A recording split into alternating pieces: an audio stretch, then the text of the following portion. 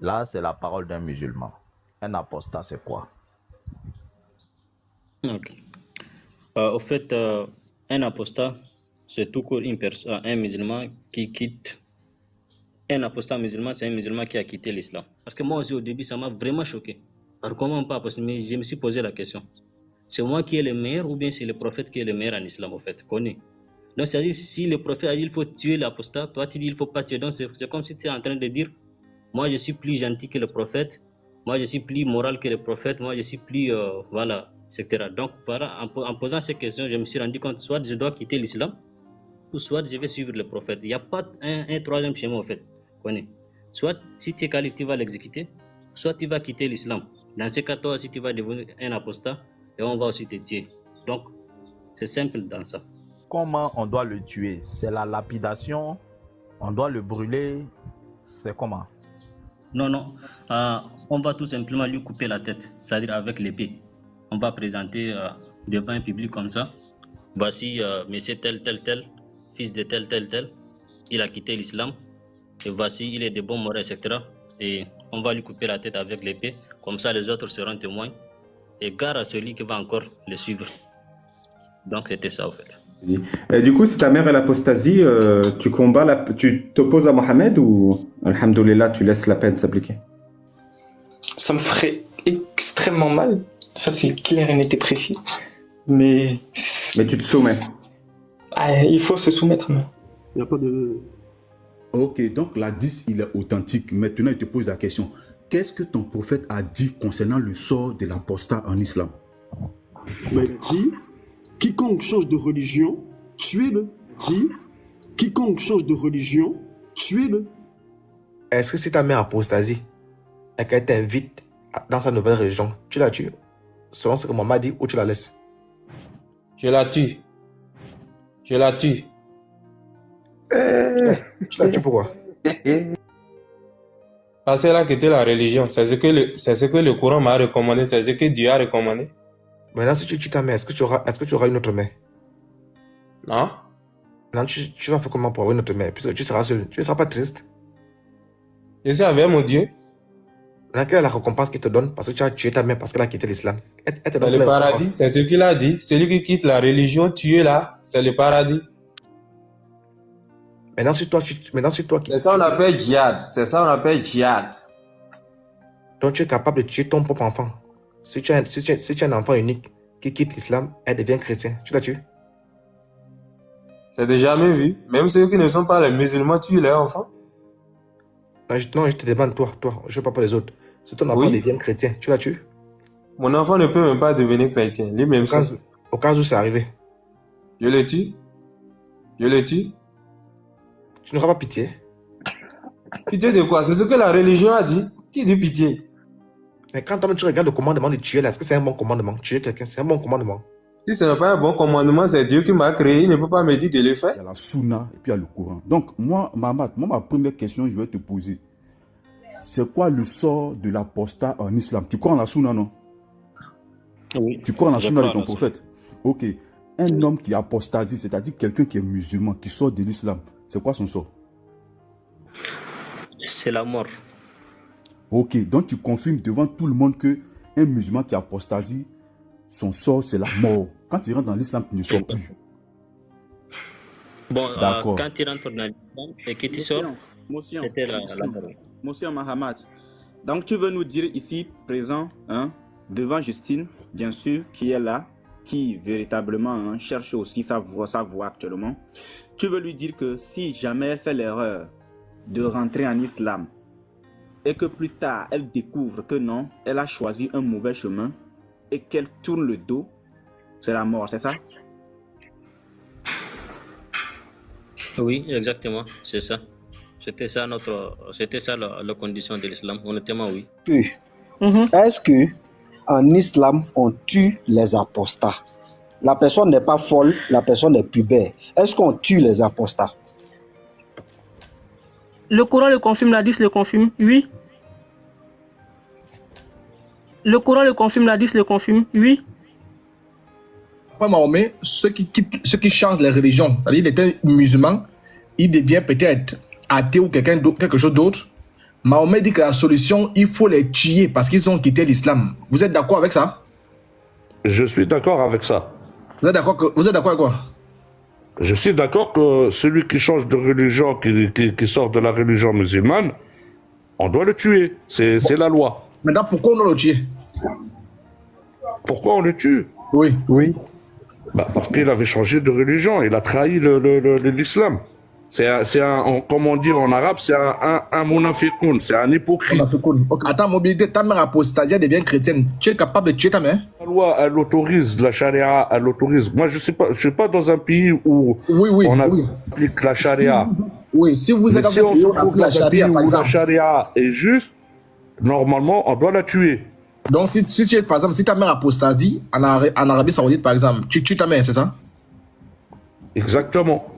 Quand tu vas la tuer là, tu n'auras pas... Ça fait mal, mais on doit le faire. Ça fait mal, mais on doit le faire. C'est quoi la récompense? Mon fils, quand tu tues ta mère, comme mon fils ou quelqu'un de ma famille, peu importe la personne de ma famille, s'il sort de l'islam, on doit la tuer. On doit le tuer. C'est quoi la récompense quand tu tues ta mère? C'est quoi la récompense qu'Allah te donne? Je ne sais pas c'est quoi la récompense qu'Allah doit nous donner, mais la loi, elle dit que nous, on applique la loi de Allah. La loi de Allah, elle est simple. Elle dit de faire ceci et de ne pas faire cela. Si tu fais autre chose qui est hors de le vouloir de Allah, on doit le tuer. Juridique imposé par l'islam, eh bien, la chose qu'on va lui demander à cette personne qui va quitter l'islam, d'y retourner. Si cette personne ne va pas y retourner, eh bien, la sentence qui sera infligée à cette personne qui a quitté l'islam, elle restera sous la responsabilité du gouverneur musulman. C'est pas un imam qui va décider, c'est pas moi ou toi ou n'importe quel musulman qui décidera, ça sera le gouverneur musulman qui est en charge d'appliquer la charia, qui est la loi divine, d'appliquer une sentence ou pas sur cette personne-là. Et c'est quoi la sentence s'il applique la charia? La sentence, c'est cette personne. Là, c'est clair, les règles. Si cette personne ne revient pas à l'islam, l'islam le condamne à mort, tout simplement. Merci beaucoup. L'islam le condamne à mort, tout simplement. Merci beaucoup. D'abord, vous êtes déjà en belligérante. Moi, je vais vous poser une question simple. Quel est le sort de l'apostat en islam? L'apostat, c'est-à-dire celui qui quitte l'islam. Par exemple, moi, je suis musulman aujourd'hui. Et après, j'ai décidé de ne plus être musulman. Qu'est-ce que le consensus musulman dit? Qu'est-ce que le Coran dit? Qu'est-ce que la sunna dit? C'est ma question, simple. Tous vos documents. Alors, l'apostat dans la charia, dans les lois islamiques, l'apostasié, il a 3 jours pour se repentir. Donc, on lui laisse 3 jours pour réfléchir. Et effectivement, s'il n'accepte pas ça, donc dans les lois de la charia, eh bien, il a une sentence qui est la mort. Effectivement. Ok, d'accord. Je vais vous poser une question simple. Si, par exemple, vous vivez dans un état régi par la charia, et que votre mère décide de quitter l'islam, est-ce que vous acceptez qu'on lui applique la même sentence? Alors moi, j'accepte tout ce qui vient d'Allah. Vous accepterez qu'on tue votre mère? Moi, j'accepte tout ce qui vient d'Allah. Tu m'as dit qu'un apostat, c'est celui qui quitte sa religion. Je suis d'accord avec toi. Oui. Je suis d'accord. Maintenant, la question que je te pose, parce que ça, c'est le Coran. Là, toi et moi, toi, tu ne peux pas mentir, moi, je ne peux pas mentir. Je veux savoir, si tu étais à la place d'Allah, est-ce que tu aurais demandé qu'on tue les apostats là? Comme c'est ce qu'Allah demandait, bien sûr. Alors, Allah dit que si les apostats là, si les apostasies, il faut les tuer. Maintenant, dis-moi, quand Allah dit qu'il faut tuer les apostats là, c'est bien ou c'est mauvais? Réponds-moi simplement si c'est bien ou c'est mauvais. C'est bien, oui. Ok, c'est bien. Pour moi, dis-moi un peu, si ta mère apostasie, tu la tues ou tu la tues pas? Ma mère? Oui. Ça, c'est quoi tu parles? Même exemple ou bien? Oui, bien sûr. Entre ta mère, attends d'abord. Entre ta mère et Allah, tu obéis plus à qui? J'ai obéi à Allah plus que ma mère. Très bien. Allah demande de tuer les apostats. Ta mère est musulmane. Ouais. Et ta mère quitte l'islam demain. Allah a dit que tu tues. Ouais. Tu fais quoi de ta mère? Tu la tues ou tu la tues pas? Tu veux le tuer? Maintenant, quand tu tues ta mère là, quelle est la récompense qu'Allah te donne? C'est lui qui connaît, c'est lui qui connaît. C'est pas moi. Ce qu'on veut savoir, quelle est la position de l'islam, du Coran, des sources islamiques sur les apostats? Ouais, dans l'islam, quelqu'un qui est apostasie, Il est tué dans un pays musulman. Et sa condamnation, c'est pas n'importe qui l'a dit. C'est le gouverneur. C'est le gouverneur qui décide s'il doit être tué ou pas. C'est une loi d'Allah ou bien ça vient d'où cette loi? C'est une loi, ouais, c'est une loi d'Allah, ouais. Donc, maintenant, si toi, ta mère quitte l'islam et que le gouverneur décide qu'on tue ta mère, est-ce que tu vas accepter ça? À partir du moment où c'est une loi de Dieu, je l'accepte. Je dis, Akimo, je dis, si toi, ta mère quitte l'islam et que sous les ordres de Allah, le gouverneur demande qu'on tue ta mère, est-ce que tu vas accepter? Et je te le redis, et si tu me reposes la question, je te répondrai encore la même chose. Oui, je l'accepte. Même si je serais très, très, très chagriné, parce que c'est ta mère, c'est quelque chose qu'il y a de plus précieux sur la terre, mais Dieu, il passe au-dessus de tout. Et je l'accepterai parce que c'est la loi de Dieu, mais je serai triste. La question, Mahmoud, moi je veux savoir, est-ce que là, de toute façon t'es zélé, de toute façon t'es chaud, dis-moi, si ta mère apostasie et que tu dois la tuer, est-ce que tu pourras le faire? Si je suis le calife en 2024. Oui, ok, si le calife. Si je suis le calife et que ma mère s'apostasie et qu'on me présente, je vais moi-même couper sa tête. Je ne vais pas lui présenter même à celui qui détient l'épée. Parce que, voilà. Pourquoi je dis cela? Parce qu'il y avait... Je n'ai pas compris, hein. Il a dit quoi? Je sais pas, j'ai pas compris. Si j'étais le calife et qu'on me présente ma mère, ou soit mon père, ou soit mon propre fils qui s'apostasie, je vais couper leur tête. Parce que selon moi, une mère qui s'apostasie, qui avait trahi donc le message, n'est pas une mère. C'était ça notre test. C'était dans ça que le prophète nous a éduqué en fait. C'était ça que l'islam nous a éduqué. C'était ça l'inculcation que nous avons trouvée de l'islam.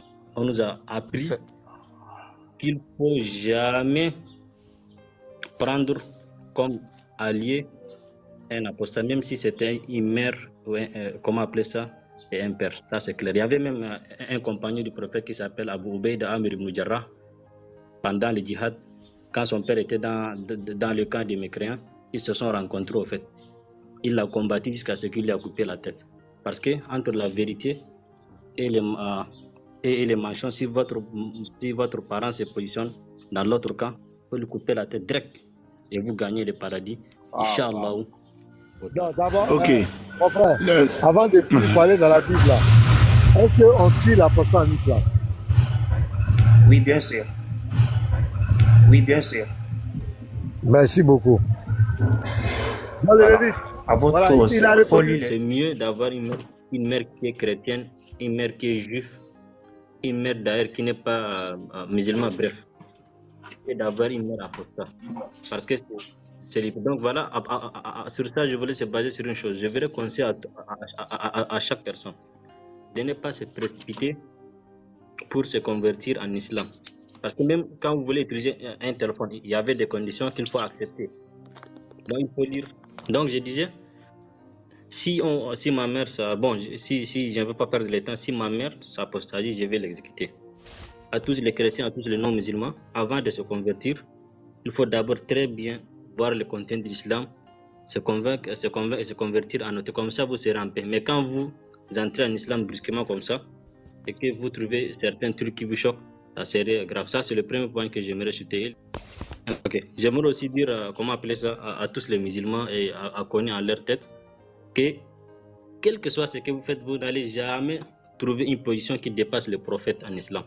Soit vous le suivez, ou soit vous quittez cette confession-là. Profitez maintenant de la laïcité, profitez maintenant de ces derniers jours. Si vous n'êtes pas convaincant, quittez l'islam, parce que maintenant, même si vous êtes apostasé, il n'y a pas personne qui va vous tuer. Mais n'attendez pas le jour où vous serez en Arabie Saoudite ou en Afghanistan, comme disait Garzim, de se douter sur un truc musulman. Donc, c'était ça. Moi, maintenant, je suis en paix. J'ai découvert les choses en paix à l'intérieur. Voilà. Donc, et ça, c'est ce que je voulais dire avant de chuter. Donc, aux chrétiens ou même aux musulmans. Merci à vous. Ok, donc merci frère. Passe une excellente Charisme, la montagne de la bénédiction.